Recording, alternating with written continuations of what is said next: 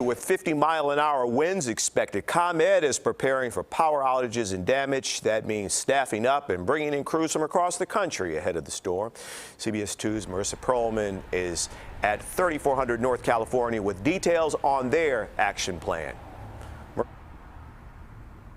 Hey, Jim, good afternoon to you. Yeah, we are just checking in with some workers and staff here at ComEd, and they're preparing to head out and with some of this equipment once that snow starts to fall. But of course, the biggest obstacle they will be facing heading into the next couple of hours will be the high wind gusts, 50-mile-per-hour wind gusts, and then having to repair power lines in 50-mile-per-hour wind gusts. So right now, 1,800 utility workers are on standby, including 350 line workers from around the country, all coming here just to help with this one storm.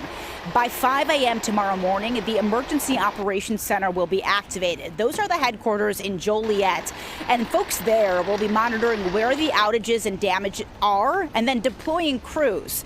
The goal is to get everyone's lights back on in time for Christmas. We are ready.